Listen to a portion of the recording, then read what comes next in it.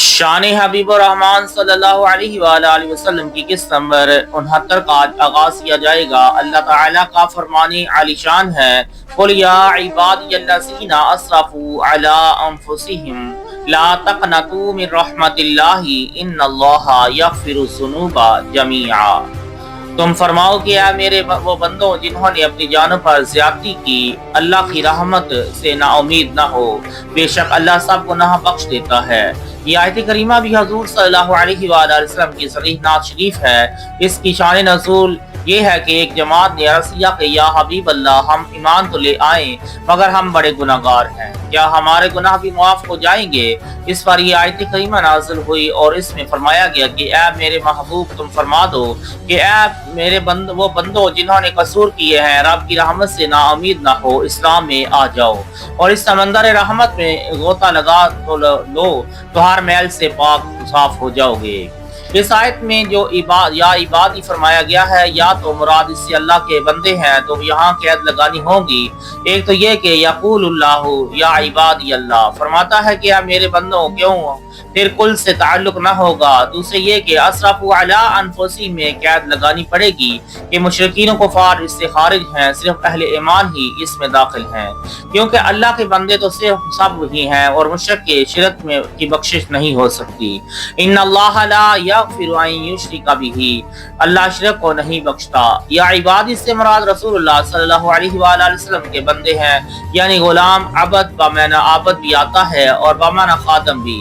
تو اب آیت کے یہ معنی ہوئے کہ اے محبوب فرما دو کہ اے میرے غلاموں، اب کفار خود بخود ہی نکل گئے، کیونکہ حضور علیہ الصلوۃ والسلام کے خدام تو مسلمان ہی ہیں اور کوئی عبارت آیت میں علیحدہ نہ نکالنی پڑی۔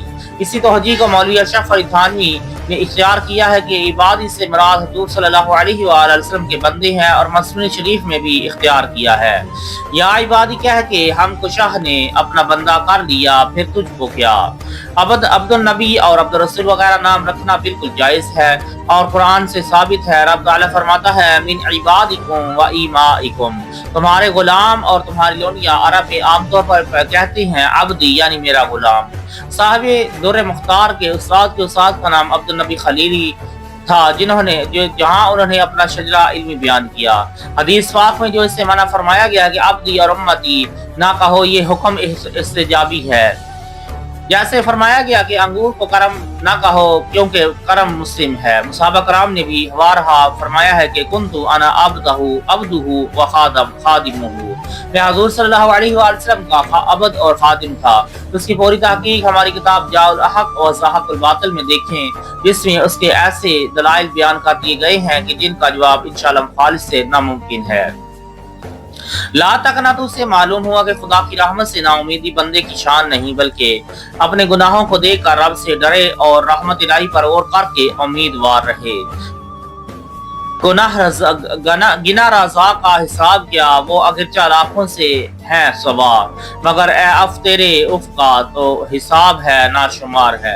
خدائے قدوس سما گناہ معاف فرما دے گا، مگر حقوق العباد میں حق والے سے معاف کرا دے گا، جیسا کہ کتب عقائد وغیرہ میں مذکور ہے۔